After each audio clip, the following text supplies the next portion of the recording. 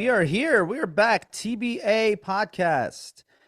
Back at it with you. I'm Pej. My partner in crime, Mo, over there. How you doing, everyone? He's got that cute new fade, looking nice. I like it. Um, we have an awesome guest for you guys today. Uh, an artist out of Maryland, my old stomping grounds.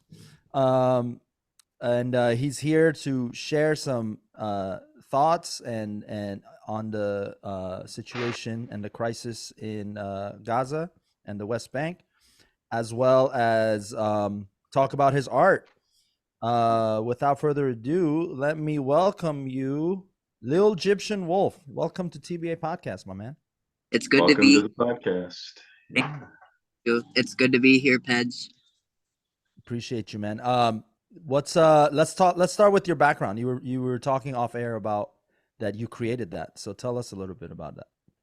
Yeah, I had art class. And right now I'm taking two courses at my college and stuff, and I'm using them to my advantage. And one of the segments that we had to do was create like a pattern thing, and then add our own like kind of theme in the middle.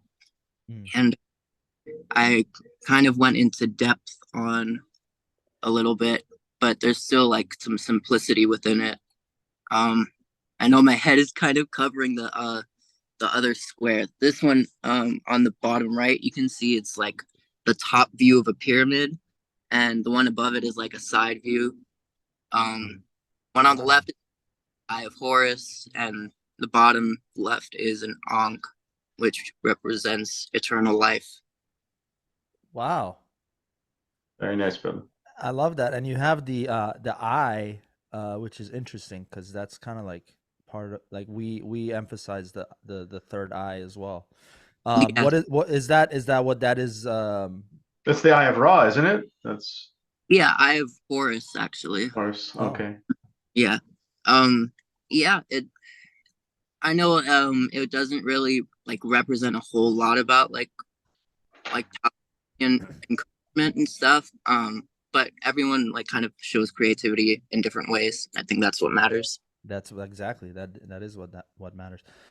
So let's talk about that because you were mentioning that you were infatuated with Egyptian history and art, and so tell me because you're Iranian, right? So and that was that's very interesting to me. And at what age did you kind of start discovering like Egyptian I sculptures and art? I think when I was 5, the earliest was when I was 5. Um, I honestly don't know I think my parents took me to a museum like I think Smithsonian, Yeah. a couple Egyptian museums, and that's where I grew my love for it because it was just unlike anything I've ever seen before. It was a whole different vibrance. It was a whole different story. How people like read from left to right, and us Persians, we read from right to left as long with like Arabic and other languages and stuff. But this is like side to side and up and down and diagonal, and it was different, and Yeah. that's why I loved it. What do you remember what you saw, like what specific like art you saw that like really drew you in? I think, not to sound cliche, but King Tutankhamun's tomb, or something like that was like, or a replica or some sort. Well, it wouldn't be a replica if it was in a museum, but yeah. No, I used to, fun fact, I used to volunteer at the Smithsonian when I was there for like a hot minute, and then they're like, okay, you're like touching stuff, get out of here. So It's so tempting. It's so tempting. Little tiny artifact, and you're like, they wouldn't notice if it went missing, right? Among artifacts. like night at the museum shit. But Yeah. um It's a little more evil Indiana Jones, I think, is what that is. Stealing the artifacts. Raider of the Lost Ark. were you born in Maryland? I was born in Tehran. Oh, nice. Yeah, How old were you when you left Iran? I think I was 2. Okay. I was born in an adoption agency. Um, and I think I was like I think I was uh like just a month old when my mom like met me. When my like adopted mom met me. Mm. Um, and that's all I want to say about that. You know what I'm Yeah, saying? yeah, Just, yeah, absolutely. like, yeah, Um, I'm not really people if I'm not really that closed off about my adoption and stuff. yeah, yeah. No, absolutely. Whatever you're comfortable with. I was just curious. So have you been back? Have you been able to go back to Iran since you left? Um, yeah, we went there a couple summers and stuff, and it was great seeing my friends over there and my grandparents and uncles and cousins and stuff. Yeah, yeah. And Uh, how things with the revolution if they hit, it's difficult, I guess, when whoever we all have family back home, we all have yeah. friends back home, and it's this last year and a bit has been pretty difficult. How's it been on your end? I'm not gonna lie, like I really miss my country. I really miss my home. I'm like and like I haven't been able to go back since I was 18 because my mom was scared like they might take me to Sarbazi thing. Hmm. And I'm lucky enough not to do concours and all of that. But yeah, I miss my home. When I'm in America and stuff. I'm in America and stuff, and don't get me wrong, like I appreciate living here and stuff, but I just want to go back home sometimes. And it's like, because it's so much different than it is here. Um, all the bazaars, the culture and stuff, and my family that I can't really see and stuff. And it's like, it kind of like, it makes me sad, but it also like pisses me off in a way because it's like, I'm here. Some people are throwing shit at me, and it's like, want me to go back home so bad. It's like, I want to go. Like, stop the war and then I'll happily go back. I'll keep all Yeah. my connections, but I'll happily go back and stuff because Hmm. there's way There's better. definitely yeah, there's definitely something about Iran that um, it just feels different. Today I saw something in my feed on social media. It was Darband, just videos of the restaurants and in Mm. Takhtakia they're on the river and the all the lavoshak and the sour fruit on the side there, and it's just such a vibe, right? It's absolutely unbelievable. But everything about Iran is like that. Everything about Iran is like that. Darband is that way, and then you go to Tajish, and it's a totally different thing. I was talking to someone yesterday how much I miss visiting. It's been a minute since I've been there. It's been a few years, so I think we all feel that homesickness. That's for sure. Yeah. Yeah, I haven't been back since I was 8. So it's Wow. yeah, so that's the whole thing. But I definitely I'm trying to lose like 30 pounds because I'm gonna gain 100 when I go back, and I'm just gonna eat everything.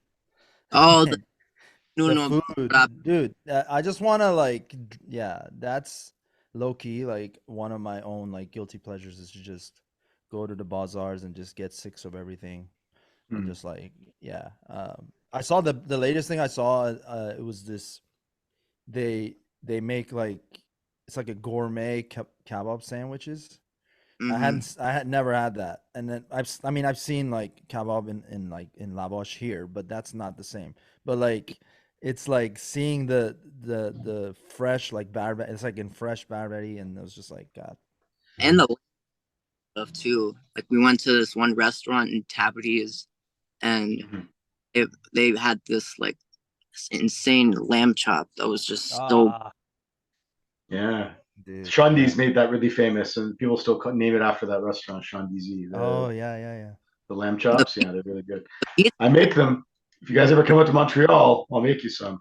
Absolutely. All right, Mo. We'll come to your house. Stop inviting us. Oh, Oh, all right. I think we I lost him.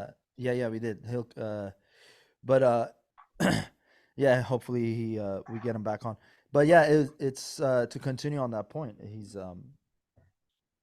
Yeah, I think it's fair to say that. You see the bad parts, and then you see the when and I'll bring this up when he's back on. But when he was talking about uh, I used to trust I used to trust people like that. Mhm. There's something that to learn from that, man. Like Yeah. we tend to think we have to. There's something wrong with us trusting people, right? But Mhm. Mhm. it's really wrong. What's really the issue is the person that abuses the trust, not the Yeah. fact that we are the child in us wants to love and wants to create a bond with someone, right? And it's Yeah. like, you see what I'm saying? But, Yeah, we do ask ourselves, right? Like we beat ourselves up a little bit and we go, oh, why did I trust this person or whatever? And I think there is an onus though, right? Like there is a bit of an onus on you to recognize the world around you. It would be great if we could trust everyone, right? Like yeah, the bond that you and I have, or there's others that we know.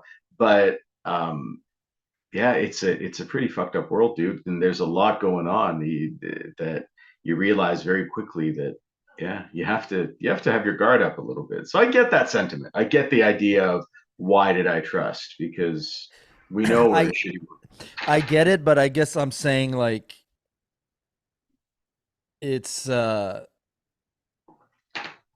it's an unnatural, it's like it doesn't feel natural to think that way. You have to kind of get calloused to think Yeah, that way, right? So, and that's the part I'm saying is, and you're right.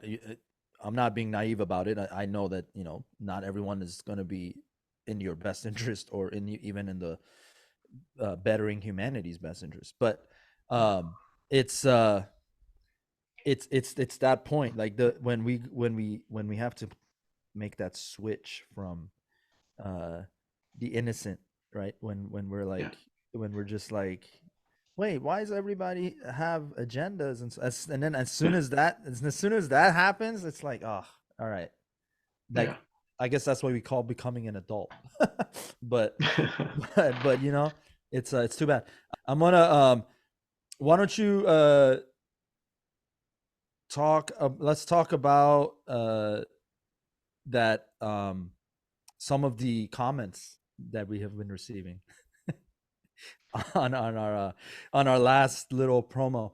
It's not to even give it the light of day, but I it's like I want to talk about it, but I also am like, are we just feeding the beast by talking about it? You know what I mean? It's Yeah, I think anybody with an inkling of a conscience that's been looking at what's been going on has been commenting from the heart and from decency has been attacked by hardcore pro-Israel people. Like it's just a fact, right? You've got people coming at you.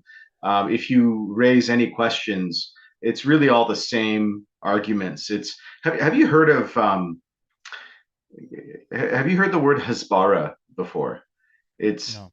no, it's like a debating, arguing tactic that there's literally manuals that the government of Israel makes available to students, university students, people that want to learn how to advocate for Israel. They they have this. It's basically how do you argue with people online? How do you contend with a lot of the statements that are out there? And once you read that manual, basically, you can go on. There's a couple sites you can go and request, and they'll send it to you. Once you end up reading that, and then you go through these comments, you get triggered far, far less because you realize that all they're doing is just going to the playbook, right?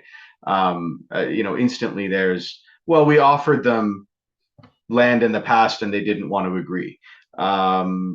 This is our homeland; it's not theirs. They're all terrorists. Like these are things that end up coming up, and yeah, we received a lot of these nasty comments, but that's okay. It means that we're standing on the right side of this issue. If you have fascists coming to you and getting upset and attacking you, to me that's pretty good. Like if I was alive in the early 40s and Goebbels came at me, hey man, I'd know that I was on the right side of things. If a Nazi sympathizer came at me, I'd feel pretty good about the situation. So Mm. um, That's kind of how, that's my take. That's how I Yeah, see it. yeah, But yeah. yeah. It's to me, I'm always like, okay, people have the information that they have on the matter, and it's come from either a corrupt source or not, right? And it's like I try to say, okay, I know that, right? I understand that. And then but you use the word argument, right? Which is to me, I my goal in every encounter with someone who wants to counter my POV or counter where I'm coming from, my only goal is to not allow it to become an argument. And like I'll try to listen to them, even though I know what they're gonna say is it's not fact checked, or it's not even true necessarily, like to and to me it's like a practice on patience on my end, and I'm just like, okay, say what you need to say, like that song. And then I just say, listen, I'm just going to leave you this article. You let me know if you've seen it before, or what your thoughts are on it. And I don't really try to say much myself, right? Because I know that I don't know a lot of things, and I know that I'm learning every day from yourself and from others who are much more educated on these matters than I am. But it doesn't mean that I don't have a seat at the table. It means that, if anything, people that are on my level on this are the ones that should be at the table, because we need to have these discussions with the people who are ignorant on these matters, and who do need to know. um but to go back to your point, I think that for me it's always like, okay, you're coming at me hot, you're coming at me, with a take that it's already feels like it's conclusive, like you're not looking to be having a discussion. You're more so trying to just tell me that, like, in this case, right, in the case of this comment, it was like playing the victim's card, right? It felt like they were playing the victim, right? It seemed like. Yeah. And I'm not going to quote it. For people who've seen it, you know what we're talking about. Otherwise, you can go find it on our page. But But here, but the whole victim thing, doesn't that piss you off though, bud? Like, but that's it does. But it does. But what I'm saying is, it's the idea of it's using the victim from another atrocity to justify this atrocity. Does that make sense? okay, yeah, that's really shitty for someone to do. But my question is something else. When was the last time you saw a victim be able to shut off electricity, water, internet, communications, and bomb the shit out of, with over 25,000 tons of explosives, equivalent to the Hiroshima and Nagasaki bombs, so nuclear Yeah. weapons? Yeah. Yeah. How many times does a victim able to do that to their oppressors? And that's the thing that pisses me off more than anything, is you've got these people coming on playing the victim. They're playing the victim, and they're playing ignorant, my friend, because that is the tactic. The tactic is, oh, hold on, I'm completely oblivious as to what's happening. Explain to me where you're getting this information. And I see it as disingenuous. I will accept ignorance as a defense until your very, very early 20s. Beyond that, you have absolutely zero reason to be that ignorant about what's going on in the world and with information that's readily available. When you have a 75-year occupation and 75 years of brutal Yeah. apartheid, there's enough information. There's 130. You know what? Forget about the news. You don't trust the news. You want to be ignorant with the news. You just like listening to your own little vacuum of space. That's fine. Why don't you go read the 131 UN resolutions that have been passed against Israel with the apartheid and the settlements and the occupation and everything else that they're doing? So no other country has this many resolutions that have been that have been ratified against them, and the most recent one was last week. So Yeah. when people come to you, because that's the tactic here, the tactic here is, how do we create enough confusion right? In order to get the result that we want. When there are so many atrocities happening on a daily basis, when hospitals and schools and chemical weapons and all that sort of thing are happening on a daily basis, when you've got leaders coming out straight up saying we are committing genocide, they No, have no, not been shy about it. They've said it. yeah. So if you are feeling as though if you're ignorant to what's going on, that's a chosen ignorance. The other side of that is what they try to do is they try to put out this conflicting information and the misinformation to confuse things. Because as soon as you come, you're now talking about the conflicting information. You're talking about, oh, can you? Because I remember we talked about something in the show last week, and you had some people asking you for like, can I get the article? Can I give it? Yeah, yeah. Dude, there's an amazing website called Google. You can actually go in there and in the search bar in Google, you can type in and you can find it. But why are they asking you for it? They're asking you for it because now the conversation is not about the fact that Bibi Netanyahu last Saturday, a week ago today, literally referred to a verse in the Torah / Bible saying that he's going to commit genocide and kill every man, woman, and child and baby and animals. Um, Now you're talking about, oh, where did you see the source? Is that the right translation? Where does it go there? And then now the conversation is steered clear because guess what? There's going to be another atrocity tomorrow. And before you've actually settled the argument or the conversation or the discussion on that point, now you're talking about the next one and they're going to hit you with, well, I don't know. Are you sure that that's what it was? Or what about October 7th? Or why don't we talk about the leaders of Hamas and that they have millions of dollars in US? Can we stop? Can we stop about all that and just talk about the fact that there are babies being bombed, that you're on a daily basis, you've got parents running into the hospital with garbage bags full of limbs, seeing if they can reattach them to their children. Like, why are we talking about something that they can go search and Google themselves and see? It's right there, right? But instead they want to draw you into that conversation because now you're not talking about the real issues. Maybe it's me because I'm an old cynical bastard, but that's the way that I see it. It's not being cynical. I think you're not.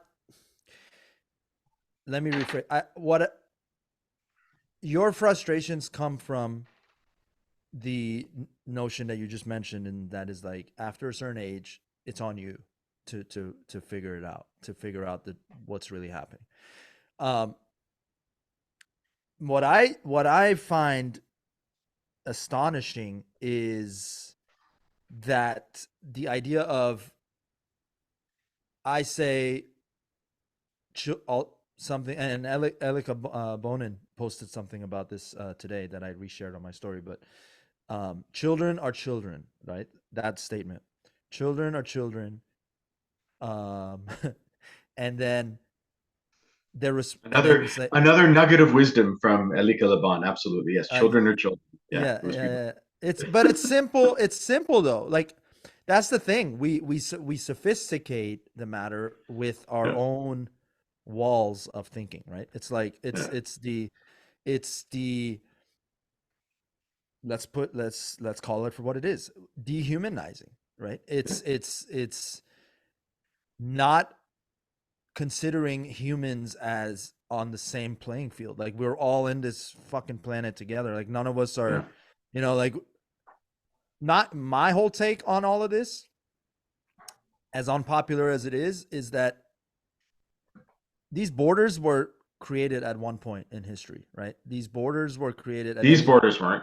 These borders weren't. In 1937, borders were created. Since then, it's just been Israel land grabbing and shrinking things. But yeah, But I'm saying though, even the borders in yep, 1937, it was a group of people yep. who decided that okay, from this point to this point is theirs, this point to this point is ours, blah blah blah, and I'm saying the idea of it being human made, it's created, but why do we always create rules and on things that didn't actually previously cause problems or exist until greed and power became a thing, right? And Yeah. I'm not dismissing uh, the idea of taking things from other people. That is a crime. I'm not saying that that is not a crime. That is absolutely a crime. But the precursor to all of that is the fact that we kind of accept things as if like they are Teflon, right? Like these ideas that have become what they've become because of choices that were made by people in history, right? Mhm. And it's all relative. Like this whole damn thing is relative. I'm zooming out of Israel and Palestine right now. I'm not talking about that Mhm. anymore. I'm talking more planet. Yeah. We're all Pangeans, right? At the end of the day, like when we stop putting up all these walls, we become human beings, and and then to me, I'm just, I don't know, it baffles my mind that we don't acknowledge that before we talk about all the other stuff, which are valid. I'm just saying, let's acknowledge that at least, because then at least it humanizes everyone.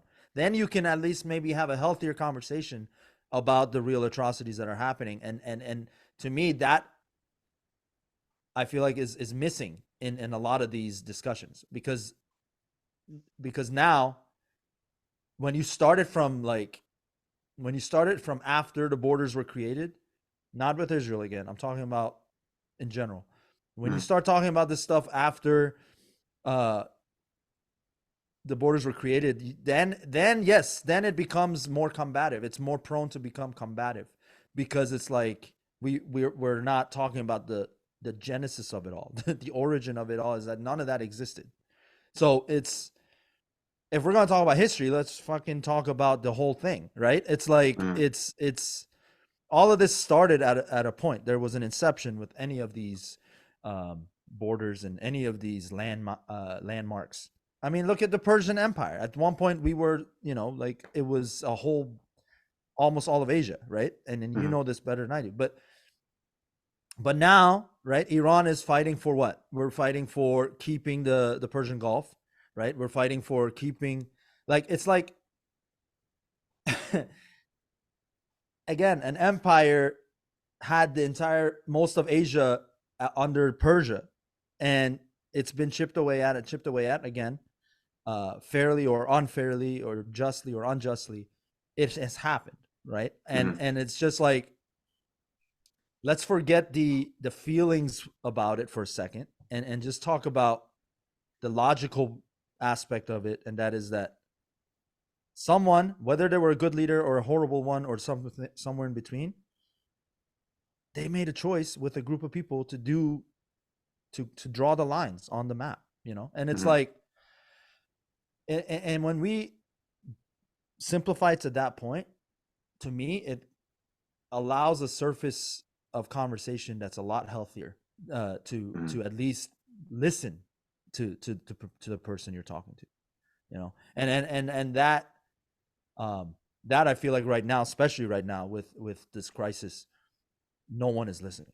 Everybody is just saying, the five pieces of information they've learned over their lifetime, um Mhm. as no, but this is what I learned here and here, and then that's wrong, and no one is listening, and it all comes from the notion of, um we're not looking at the system, we're looking at what's mine, what's yours, and again, I don't want people to confuse what I'm saying with what I deem as an atrocity, and it is Netanyahu and his crimes against humanity right now. That is an absolute abhorrent act of authoritarian and land grabbing, as Mo mentioned. It's using 3,000-year-old ideas in biblical form to justify his actions, which he knows is just misuse of it. He knows that he's just using that to continue to fool the masses. Um, the same way that Khamenei did with the Islamic Republic. It's and Khomeini. Um, all of that to say, and I know it's long winded, but all of that to say this: we use religion, we use borders, we use things that have been created after we were born, right? As human beings, as babies, as sucklings, as mentioned in that quote that you brought up, um, to then try to justify the argument. right? To try to say I'm right. But the real issue is no one's fucking listening to each other, right? The biggest issue is the patriarchy, right? The biggest But yeah, issue and that is, comes from the same point I'm making. But yeah, it comes from yeah, this ownership of ideas, this ownership of certain part of the planet saying this is the truth and this is your land. America does it all the time, right? Like the so right. what I'm saying though is, when it ends up costing children's lives, shut the fuck up and go back in line and go check your morals before you come talking to me about what's yours and what's not, right? It's Yeah, like that. It's not about what's yours and what's not. It's about children dying. Like that's yeah. the priority. That's the damn priority. And as soon as we start to look at it as that, it's going to help a lot. Sorry to interrupt, but go ahead. No, no, no, no, no, no. That's perfect. I know it's just that, like, I always equate this to the fact that we're living in an incredibly unnatural way, right? This is why I call it, and I say the problem is the patriarchy, and I simply kind of put it there. Um, so depending on who you talk to, definitely not the evangelicals and a lot of the really hyper religious people. Yeah. They're going to say that human beings in this form have been around for 5,000, 10,000, whatever they believe. But those of us who have an education know that modern human beings have been around for over 200,000 years, right? Yeah. In pretty much in the same form that we are now. About 10,000 years ago, something happened. There was a major shift about 10,000 years ago, and it's when hunter gatherers started farming, right? And then started perfecting farming and irrigation. Mhm. And up until 10,000 years ago, we were in a matriarchal society. The matriarch was the most important figure and member in that home front. And so, which made sense, right? Because the home and you're hunter gatherers, you're growing your food as well. Slowly, you're getting into that. It's really the children and taking care of the home and hearth. That is what was important. Men's job was to go out and hunt, and women's was to really run the home, and that was the matriarchy. What happened about 10,000 years ago is that when we start farming and that irrigation comes in, and we get to that point where we are, you get to that point where we actually now have an excess as well, right? That's the other thing, is that what happens about 10,000 years ago is that we have this excess in food. And so what is the next thing that we do? Well, you and I were growing in our home, Pej, we're growing, I don't know, carrots and potatoes, and we've got a few sheep. The neighbor down the road has fruit, and let's say they've got chickens. Yeah. When you now have an excess of your Supply. of your supplies, what do you end up doing? Well, you end up trading. And Yeah. now you've got the development of trade. I'm going to give you a couple chickens, you give me, half a lamb. I'm going to give you some apples, you give me some potatoes.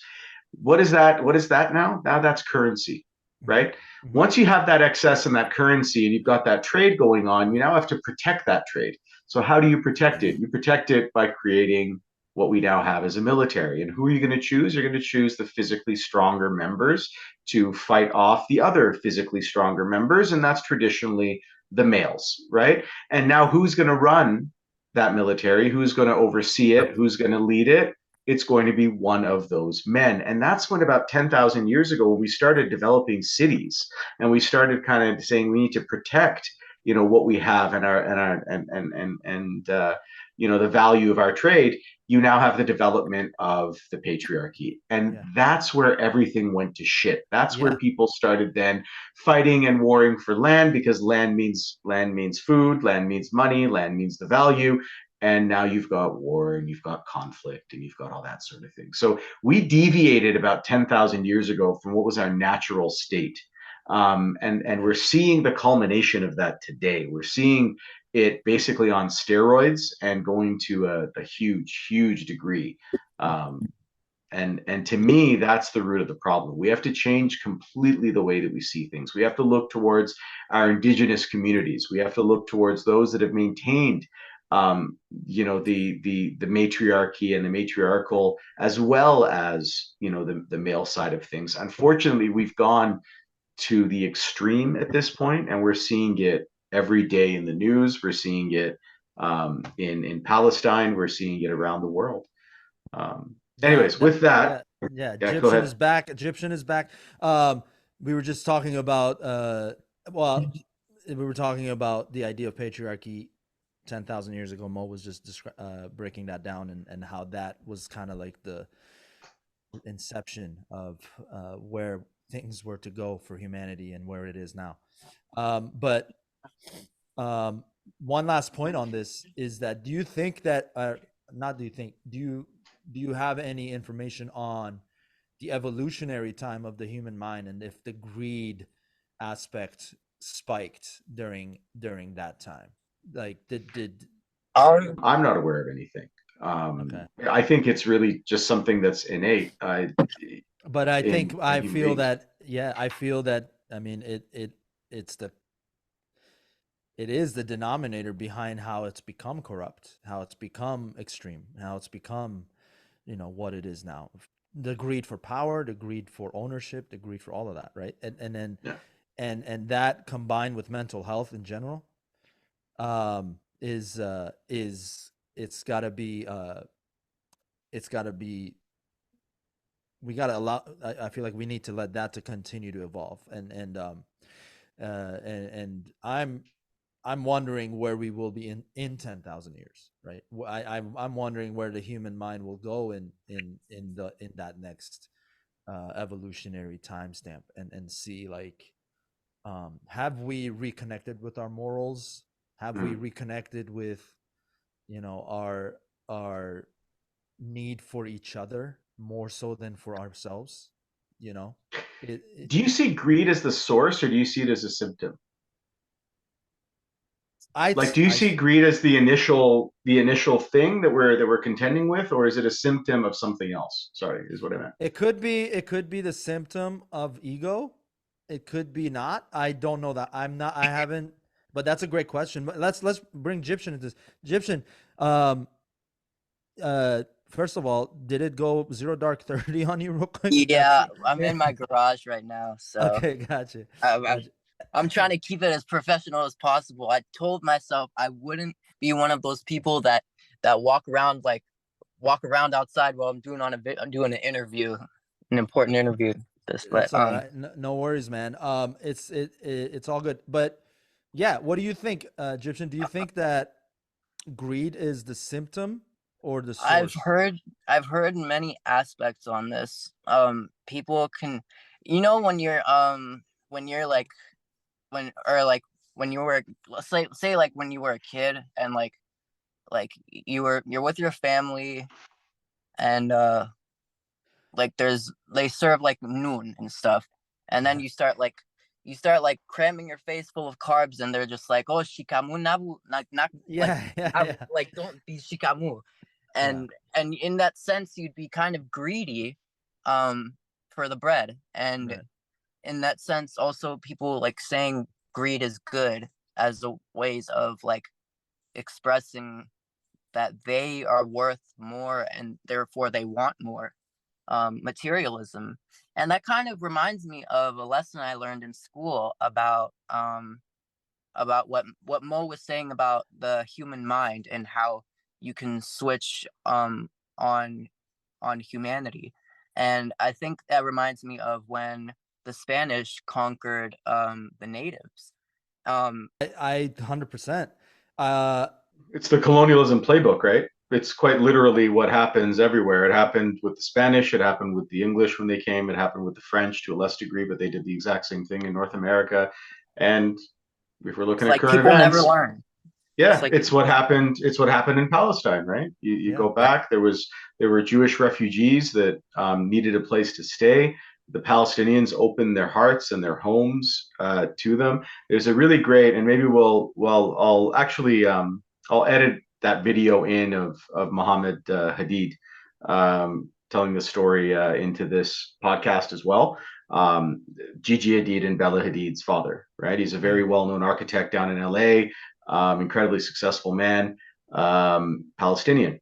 He's from Haifa, is where his family is from, and he talks about how he remembers his father, who was one of the people that actually built the dock in Haifa. How when there was two ex-American military vessels that were converted to transport refugees from Europe after World War II, when they arrive in Haifa, then you see the photos and they have that sign saying, we're escaping persecution in Europe. Please accept us. And Muhammad Hadid remembers at this point how his parents, actually, he was born shortly after that. His parents brought two families into their home and welcomed them and gave them a place to stay. And within a couple of years later is when Muhammad Hadid is born.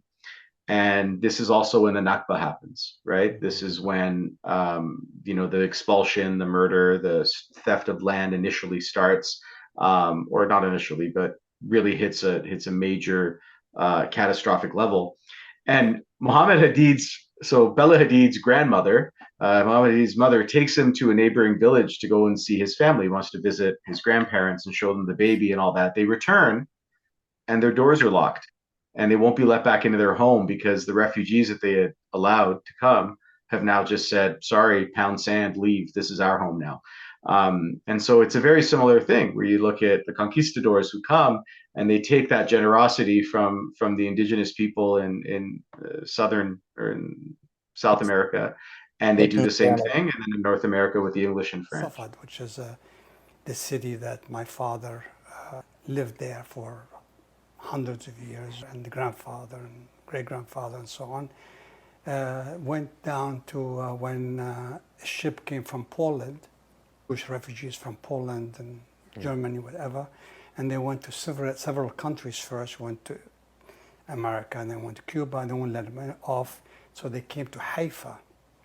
And funny enough, Haifa is a port that my great-grandfather built, rebuilt. And my parents and some families went down to Safad, and they picked up some Jewish families from, to them they were refugees, and they had a banner on the side of their boat saying, we lost our homes in Germany and our hope.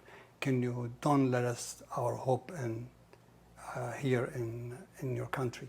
So, and they took two families, each took two families, and others did, and they brought them to our house, to my father's house. And they lived with us for 2.5 years. And when my mother was pregnant with me. I was born in Nazareth, because my mother went to Nazareth, to her parents' house, or grandfather's house, wherever they're called their home. She had me. And I was 9 days old when she came back to Safad to take me inside our home. And we were locked out.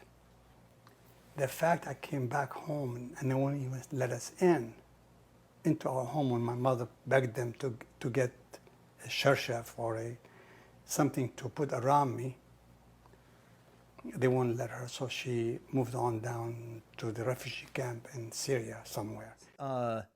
Quite literally an insane switch up that happens. Like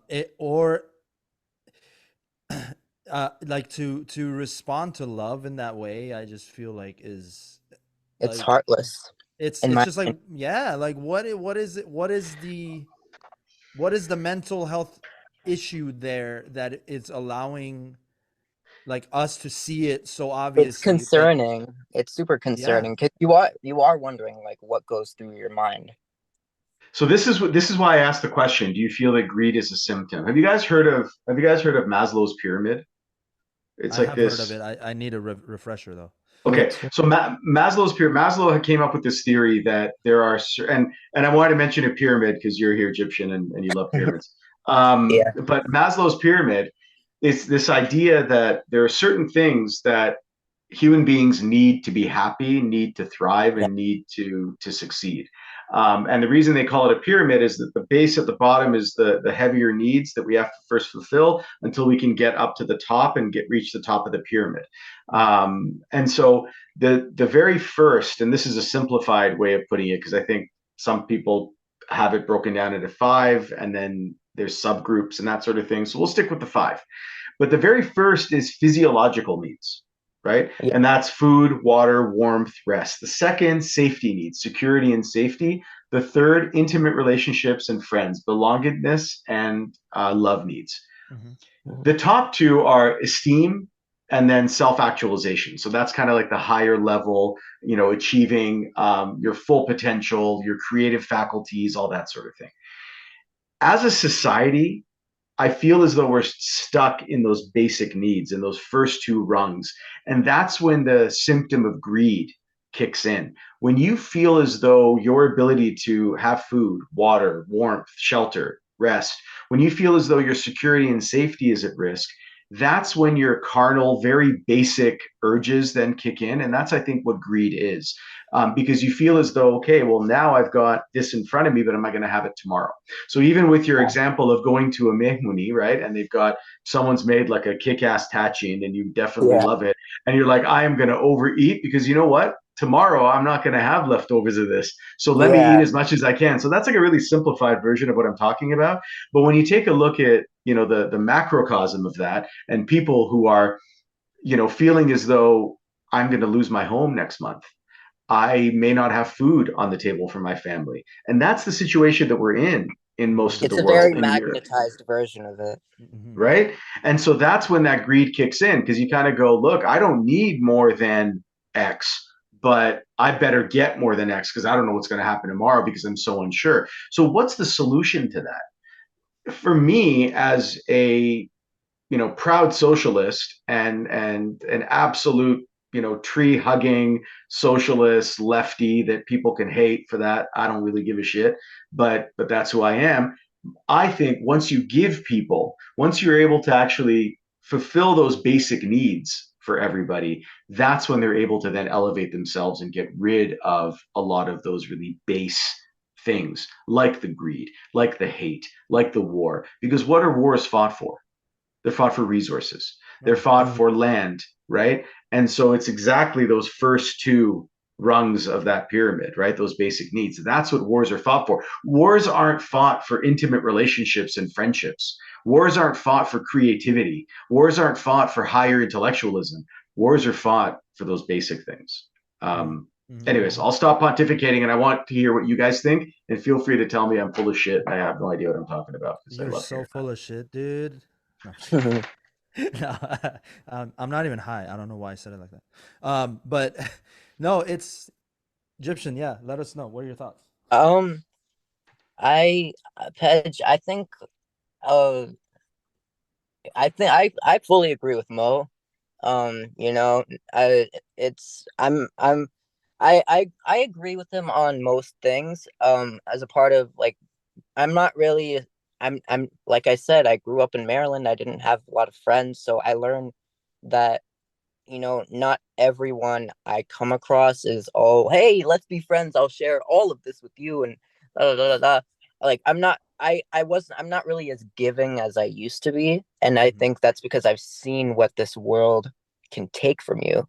I also believe like some people deserve more of my energy than other people deserve. And it's ultimately my choice and my energy that I will share with you. If I shared my energy with you, consider yourself lucky because my energy is different from everyone else's energy. And but going back to what like the war on resources and stuff, I think it's really sad as well because, and I'm not saying that we should have more war and disagreements and stuff. I mean, it's okay to have disagreements, but there shouldn't be this many casualties. It's still but I think it's just sad that it's constantly over resources. It's never over like creativity or intimacy. And for me, I'm blessed with a home and an accepting, supportive family, friends and stuff. And yet I still need that kind. I'm still looking for that kind of intimate understanding. Um, Right. and that's something I'll learn to overcome on my own terms and in my own time. But until then, I feel like it's just I feel like I need to focus on image and stuff, you know. Yeah. But let me ask you something. Like, when we talk about wars and conflicts and all that sort of thing, because this is what I firmly believe, and I want to see what you guys think. Mhm. When you have to go and murder someone, like when you have to resort to killing another human being in order to prove a point or to gain something, haven't you already failed at that point as a leader? Yeah. As a I think you. Yeah. leader, or as a soldier? No, no. As a leader, as a country, as a nation, as a system, if your solution to I've got an issue with you, so let's now see who can kill the other, if that is where it arrived, haven't you failed? Haven't you failed at Yeah, that point? yeah, definitely. I If think you're, that. Yeah. yeah, No, I think it goes back to the evolutions of uh, digging into like the tribalism Yeah. that was embedded in early humans, and I think that is still in a lot of us, and I'll dare say it's in. If I'm not cognizant of it, it lives in me too. Like we all have it, but we just have to control it and understand that our morals have to have much more priority over in these moments of disagreements than our than what that other voice is attempting to scream out, you know. Yeah. So, but yeah, Egyptian, Yeah. what were you gonna say? I I I agree. I agree with that. Just I couldn't, and I'm kind of experiencing this at my school. People are surprisingly very territorial there, and I don't really know why, but just having getting or it's interesting being able to see, and again, I talked with Pej about this, about the close-mindedness and the short-sightedness of not being open and aware of what's been going on in the world. And if even if you choose to stay neutral about it. I've seen, I it pisses me off in a sense, that you're like supporting another organization that has that's newer than this, that's newer than this, and just not paying attention, or not, or just dismissing is a better word, for of something that's been that's been older than all of us, and it's not nothing's changing. Of course people die every day, but there's a difference between dying and getting murdered, Mm-hmm. in my opinion. I think everyone can agree that. Yeah.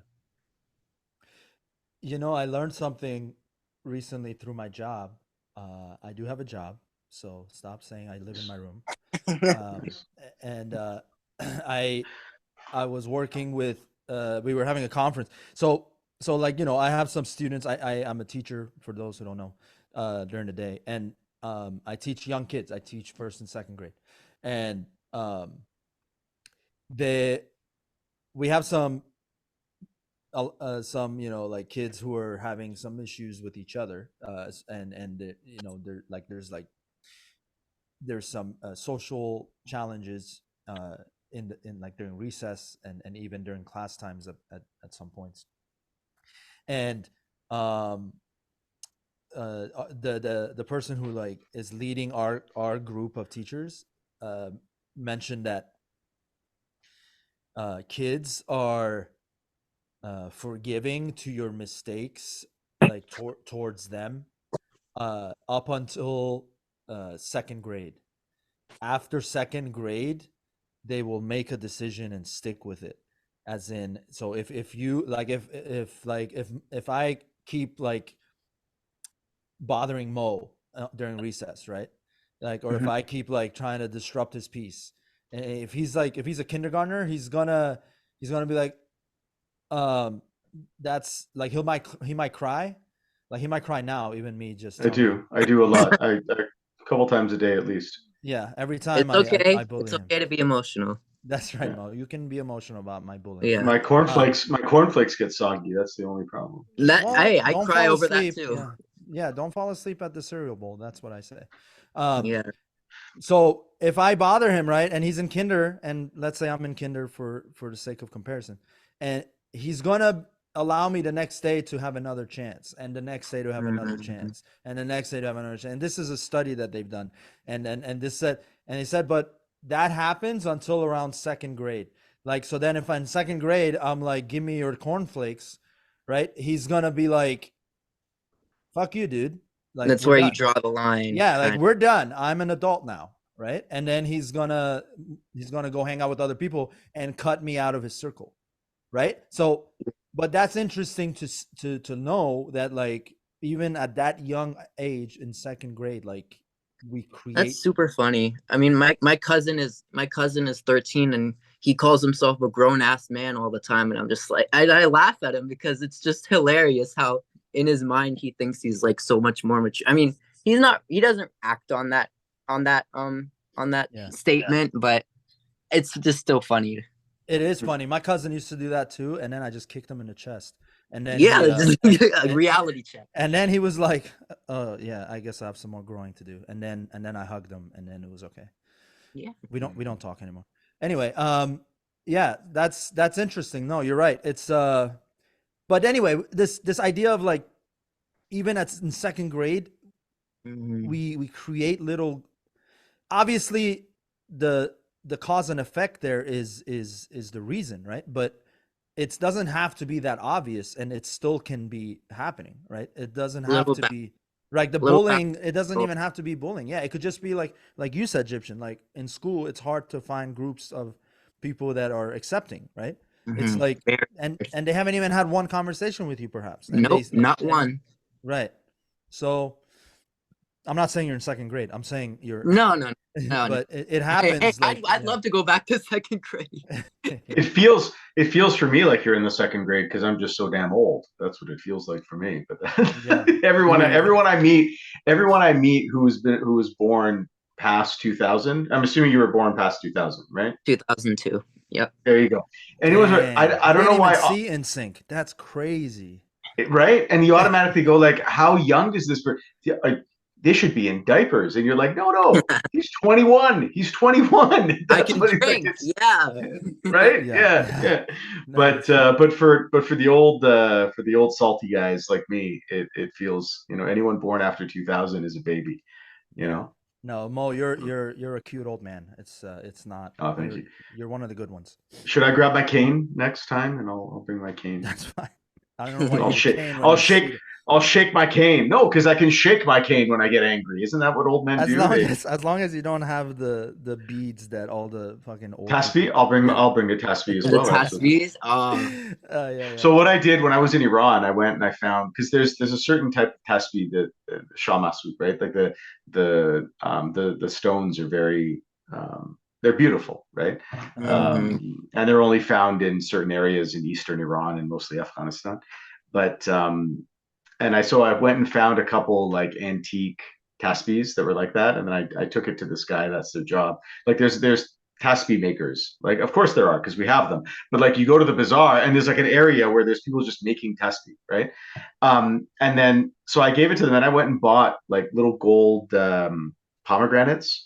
And then I also went and found like this antique stamp, or no, not a stamp. It's it's a stamp, basically. When you back in the day when they would like the wax seals, right? They would do like so one of those, and then I got them to reweave them and then tie those on. So they're actually quite nice. So I will bring a tasbih and a cane, and I'll shake them all about, and Mo wants to like be old so bad, and he's not even that old. That's what's hilarious. I have a question. Yeah. So would you, because I used to be into jewelry, I still am, but I was more into like the gemstones and the Sanai Dasti. I would always find them in the Sanai Dasti section of the bazaar. And what does that mean for people who don't speak Sanai Dasti? Is like arts and crafts, but it's like very arts and crafts, and it's very emphasized. Right. But yeah, would you count tasbih making as like being a jeweler and stuff? It depends. I think in some cases, yeah, there's some that are absolutely stunning, and then there's actually an art to it as well, right? Yeah, You have to size the stones a certain way so that they grow in size and then come back down yeah, again, and then they actually go in and shave the stones in to give them different shapes and that's what. So I think so. I think so. I would say so. I usually just wear them as bracelets. I'm not a religious guy. Pej knows. I fucking hate religion. I'm so ready to go burn in hell if there is one. I think it's going to be nice and warm, and all the interesting people will be there. I'll be hanging out with a lot of your favorite performers as well once they get that's down a there. great, I'm sure. great way to think about it. That's a great I way don't to want to think. go. I don't want to go to heaven with the mullahs and Khamenei and Yeah, Soleimani. If that's where they're going, fuck man, no no no. Take me down south. I want to take a little trip south of the border if that's the case. I'm not going to oh, yeah, go. I'm not going to go up there. But anyway, what I'm getting at is, I usually wear them as just bracelets or necklaces because I find them beautiful. So I would definitely say I see them as jewelry because I definitely don't see them yeah. as anything spiritual. But I I think forgot. yeah. Yeah, I I forget how some things can be cannot be made out of precious material and be still considered art. Like for example, the paper and stuff. I really appreciate my art class. My art professor, if you see this, shout out to you. Um, yeah. but she's taught me like working with different materials such as paper and stuff.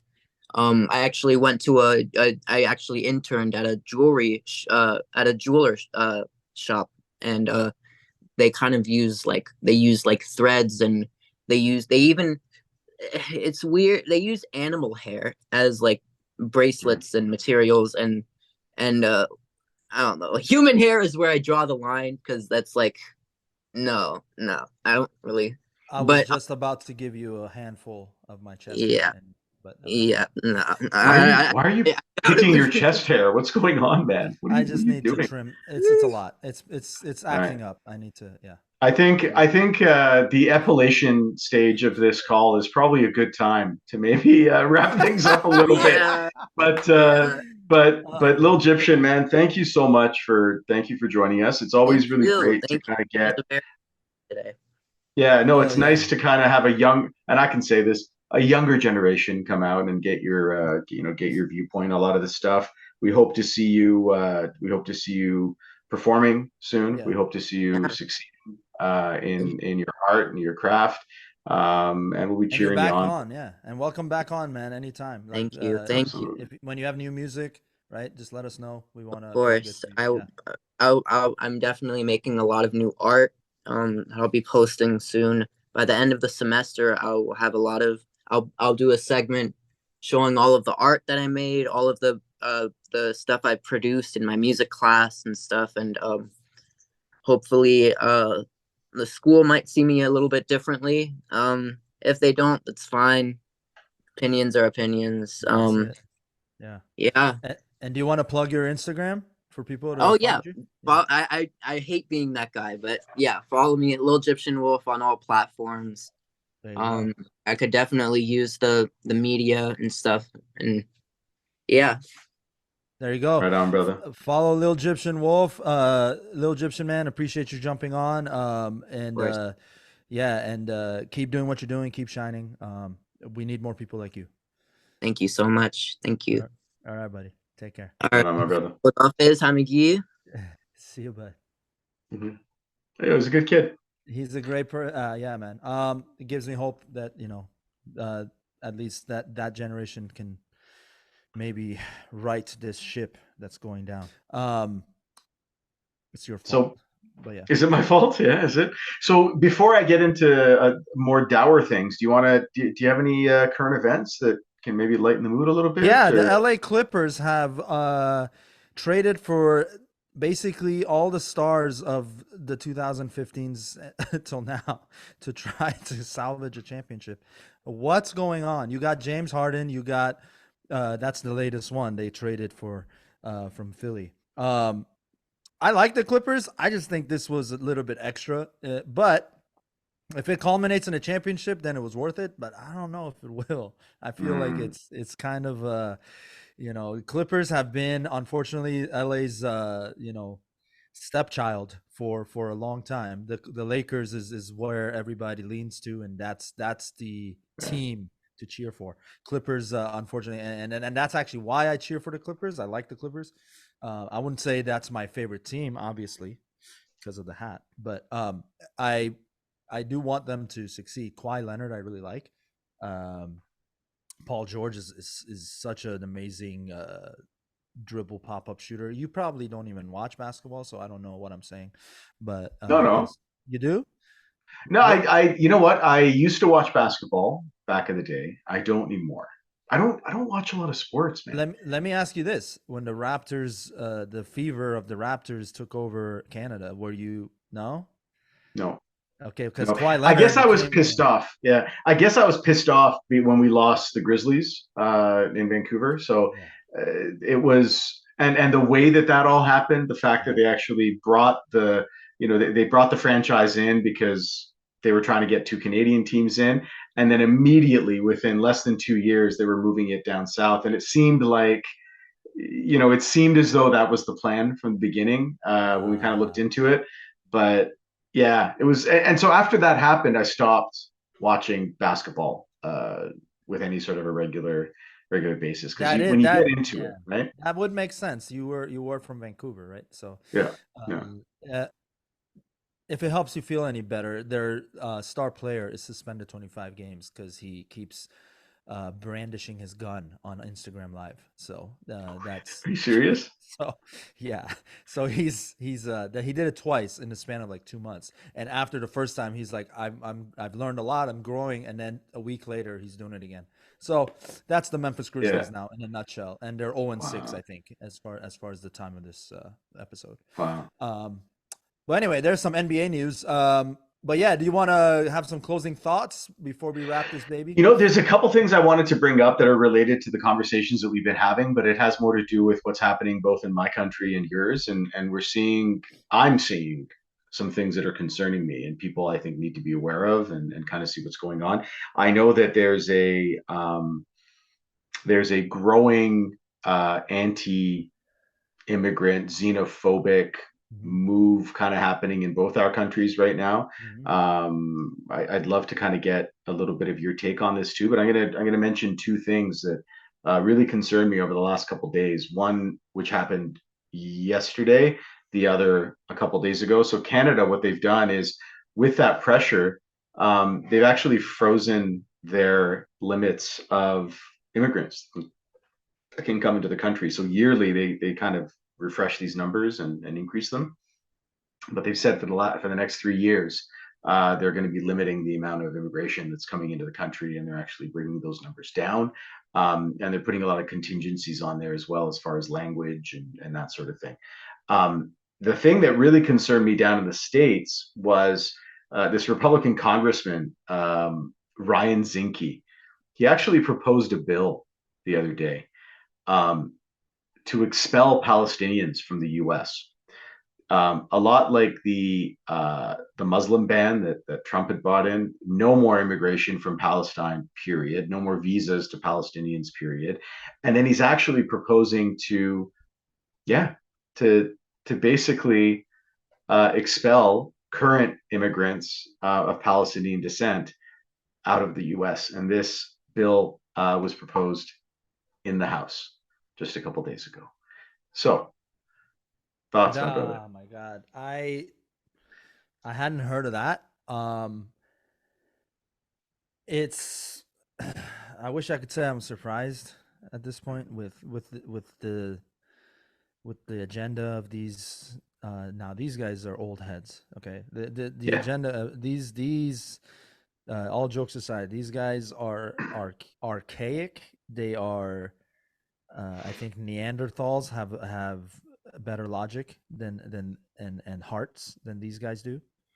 I just think the moral fabric of America is just out, man. With the moral fabric of American politics, I do believe it was there at one point in American politics. It was there. I don't know about Canadian politics, but in American politics, I believe, to a certain, maybe like I want to say it took a big shift around Carter, like, but I think before then, morals and maybe it's, and I'm not looking at this as an excuse, but just as a happenstance. But the hippie era and all that, I think really emphasized the idea of love and inclusivity and bringing Mhm. people in. And I think the politics took that, uh, and then when we came out of that, they really came out of that. And I think morally and just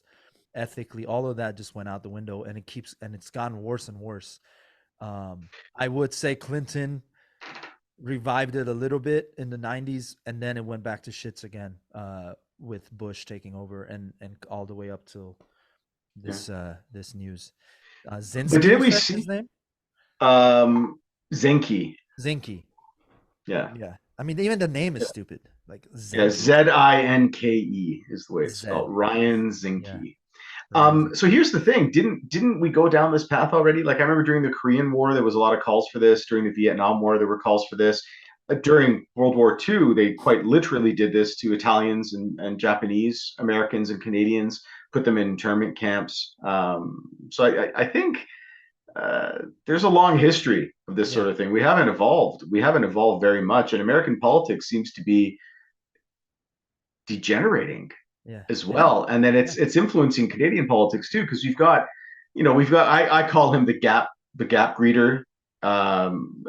The prime minister Justin Trudeau. That's essentially what he is. He's about as useless as a gap greeter, standing at the front door just saying hi. As soon as you ask him a question, I have no idea. There's I'm a only video I'm only of here to people look pretty. calling him out too.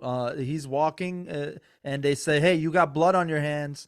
What's happening in the Middle East is on you." Yeah. And yeah, And yeah, Melanie Joly as well, like the foreign minister. She was yesterday or the day before as well. There were some activists that went out and called her out on what they're doing. Um, Canada has sent money and arms as well. The U.S. You saw this in Oakland, in your neck of the woods yesterday. Did you see that? There was a protest at the docks yeah. in Oakland because there was another ship about to leave Yes, I did see that. Yeah, full of and they weapons they to tried to murder stop it. children, Yeah, yeah, to murder kids, right? And right. so protesters went in, they put themselves in harm's way, they got on the ladders on the ship, they did all that, so they had to pull it back in and they had to dock and they couldn't leave. Yeah, That was yesterday, but yes. we don't know what happened today. That was also an interesting one as well. But yeah, the US and Canada are supplying arms, weapons, money, vehicles, bombs. The bombs that are literally being dropped on the heads of those children arrived a couple weeks ago from the US with Yeah, love, and they're being used to murder. So this is the part where I look at every single American citizen and I go, it is your responsibility to stand up. Your government is now giving the means for genocide somewhere else. And if you're not going to do it out of decency, do it out of self-preservation, because these sort of policies are what led to 9/11. mhm, These sort of policies are what have led to foreign, American nationals overseas being taken as hostages or being mhm, targeted and attacked. This is what happens to cause people bombing ships, American ships and consulates and that sort of thing around the world. yeah. Stop fucking around. Stop, supplying these dictatorships with the weapons that they need to oppress their people, and others, and maybe there'll be less animosity in the world. But Well, yeah, I think that's what I was saying about the moral fabric is dead. It's there's just the only thing we were talking about this earlier, but there's another version of it. It's the five avenues of life. But you called it the pyramid, right? But there's the five avenues of life, and the smallest, shortest finger, and the most useless finger on our hands is the pinky, and that is the financial health, right? It's mm, considered the smallest and it's the last of the five healths of the mind and body. Spiritual health is the first one, the thumb. It's the most mobile, and then it's the physical, then the mental, and then the emotional, and finally financial. The the U.S. government it makes its policies like this, in my opinion, and basically this thing is drowned, right? There is none of that. There is no spirit in the politics. So which ties into what I'm saying. So the Oakland situation yesterday, when the people are stepping up, with all the pressers and of Trudeau that's been interrupted, of Biden, of Hillary, all of that is kind of strengthening my opinion and notion that we're headed towards a revolution on a world scale. Yeah. I feel like we're headed that way. I think the Iran revolution kind of woke some people up. It allowed people to realize, wait a minute, you can break the back of these corrupt leaders. You can break the back of these corrupt policies. And then Afghanistan started doing it, and now you're seeing it here in the States, in New York. You see it in Oakland. You see it in Canada. Ukrainians and Russians are arm in arm now, and they're opposing the corruption of that war, of Zelensky and Putin. And it's like you're seeing it pop up in small doses all around the world. And I think it's going to get bigger and bigger till this flame just takes over the entire world. I think it's because people are realizing, right? People are realizing that this is all manufactured from these governments. Of course. Like they're trying to keep people hungry, scared. Yeah. And it's not working. Yeah. And people are realizing who their actual enemy is. The enemy is the one that has been saying that they're trying to protect you. Listen to us because we're trying to protect you. Yeah. But that's the thing. It's because on the American scale, and you can touch on the Canadian side, but the economy of America is so broken from before all of these empty promises that we're trying to protect you and all, so that people are like, no, you aren't, right? It's like people are just not buying it. There's so the financial of American middle class is so broken that the middle class is almost is diminishing before our eyes. Like there's almost middle class, like at least the lower middle class is just starting to go towards it's almost done. So when that's already a daily battle for the people, then you tell them, oh, we need to side with Netanyahu and we're trying to protect you. People are like, fuck off, dude. Like we're over it. And I think we've emotionally have gotten a lot stronger and smarter. And I think people, and again, internet is our tool to cut through the bullshit and see the truth.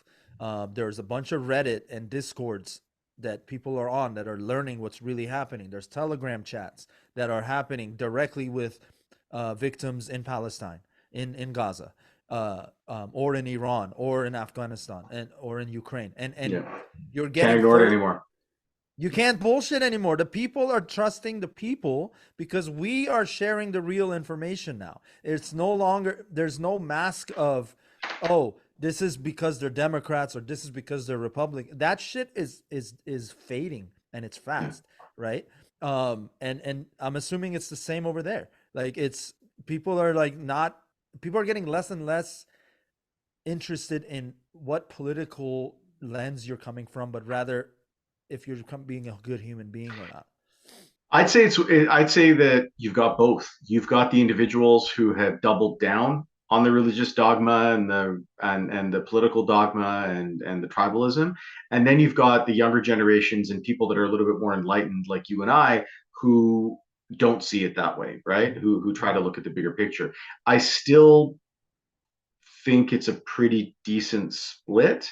I'm hoping as generations age out, and by that I mean the old fuckers start dying so that they can make space, that things will improve and we'll be at a point where we can actually evoke change. But until then, until we can get the geriatrics out of politics and get the power out of their hands, and again, like you said, maybe it's a revolution. Maybe that's what has to happen. Maybe we need to go to our respective capitals with pitchforks, and demand change. Maybe I that's think I what needs think to I happen. think it has to be it has to go to the basics, like the bottom of that pyramid. I think when that's missing, we don't really care about the rest, right? It's like I don't need to have the top part when I don't even have food on my table. Like I Yeah. don't it's and that is the biggest beginning of the end for these people in power.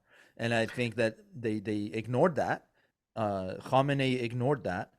Biden is ignoring that. Netanyahu is ignoring that, and they're all ignoring that because they're so fucking caught up in their one percenters, right? And they're so caught up in what's coming in, what that final check is going to say, and as a Yeah. result, when you don't have when you can have that check, but you don't have a country to run anymore, what's the point, right? That's It's the thing. like, And we're seeing it, right? We're seeing it yeah, around us. I don't know if it's like this in the States. I assume it would be. But I take a look at, do you ever go to the dollar store? They're no longer dollar stores. They're like you mean $5 the stores, yeah, but exactly, yeah, yeah, five and yeah, yeah. above, yeah. Yeah, like those places. Um, Something that's absolutely depressed me. I go to the dollar store. Sometimes you want to buy a card for someone who's not family. You want a cheap, birthday card or something. I'll go there if you want tin Just foil or things like that to make a hat. yeah. To By to the to way, keep. anyone who's not friends with Mo, now you know where the gifts are coming from. But No, the gifts are coming from decent places, but the card that they're going to throw in the recycling bin is going to be from the dollar store. But Walmart, something that that's where I've the gifts are noticed coming. recently, Yeah. there you go. But one thing that I've seen in recent years is the amount of groceries that are now in dollar stores and the amount of people that are buying food from the dollar store. And I'm talking about I'm not buying canned food from developing nations halfway across the world. Like Mhm. that is a little bit sketchy Mhm. in for me. Maybe I'm a bit of an elitist. I used to be in the food business, so maybe that's why. But I just find it really, really scary and really sad that we've gotten to the point where in order for people to make ends meet, they yeah, the It's dollar hot. store is now Yeah. carrying food. Like You start again. I think it goes back to my point. The more you take away the basic needs of human beings, the more they're gonna not give a fuck, and they're just gonna be like, I don't care about your view on, like, the the tax brackets. Who gives a shit? You guys aren't like we all. It's becoming more and more obvious who's winning in that realm, and who's having to pay for it. And then it's getting worse and worse. And you know what? Let it get worse, because it's gonna cause an explosion, and a beautiful one, in which people hand in hand. I don't want to sound hippie, but it's happening. It's starting to happen. Like, I'm not. This is not me just talking out of my ass like all the other times. It's me saying, you're seeing it yourselves. Go look it up. You know how many in short order, and then we can wrap this up, because I know I do have to get to another thing, but it's in short something order. more And important than me, Pej. I mean, we don't have enough time for me to list how many The things things are. that are more important to me. Sorry, go ahead. Now that I know where you get my cards from, yeah. But yeah, it's in a span of a month, I've seen 4 videos of political figures getting interrupted. Mm. I had not seen that since, like I said, Bush getting a shoe thrown at him, like 25 years ago. So it's like that in itself should tell you something. So, Yeah. um, Yeah. yeah, let's. The It's getting times they uglier. are changing. The They are times they are changing. changing. Yes. We're all, again, if there's one message to leave this episode on, is that um, I got nothing but love for anyone and everyone who is interested in humanity and wants to save humanity. I don't care where you come from. I don't care what you are. I don't care how tall you are, how short you are, how much better looking you are, to a degree. And then, that's why, my cutoff is Mo. Mo is just enough better looking than me that I can handle it. After that, it's we're done. But yeah, so Oof. much love to everyone. I think we're starting to show what we were hoping to show with this podcast. I think we're starting to show what the mindset was behind it. We'll have guests on of all ages, colors, races. It doesn't matter. Gyptian happened to be Iranian, but I actually didn't even know that till he asked to be on. So I was assuming he was Egyptian. That's what I thought. But or a wolf. I thought it was either one of the other. Yeah. But Yeah. I did not assume he was Persian. I love that you called him. Thanks for getting on, Lil Gyptian man. That was I didn't. Did I say that? Totally. Go. Did I say Lil Gyptian man? Run the tape. Gosh. That's terrible. That's so bad. They're calling me a little man. Why did I call him a little man? That's terrible. You'll get him a card, and then from the dollar store. Yeah. Actually, you know what? I'll splurge. I'll go to Walmart for this one. That's all right. Nice. We'll do that. Nice. Yeah.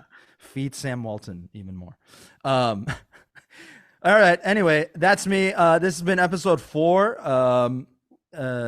Let's see if the Clippers can win a few games now with Harden in the lineup. Let's see how that pans out. Subscribe to our YouTube channel, our Spotify, and soon we'll have it on all the other platforms as well. I'm still working on that. And all the credit for the latest edits and posts go to Mo. He's been doing all that work. Yeah, he doesn't like attention like that. But you're not happy with them. Is that what it is? You want to make sure that people know that so if you don't like them, if you don't like them, it's not my fault. But no. But next week we hope to be back with more guests. Like we definitely want to have more guests on. Yes, every week when we're doing this, and so it was a lot of fun, brother. And meeting Lil Gyptian man was also great. This time I said it on purpose. Now you have to go to Target for your card. But now I'm just being an asshole. That's all it is now. Do they make sorry for being an asshole cards? I'm sure if you shop from the dollar store, there's a whole section. Yeah. Yeah, it just comes with you buying it from there. But anyway, no, it's been episode 4, guys. Thanks for watching, and we will see you on the next one. Absolutely. Thanks, everyone. Bye.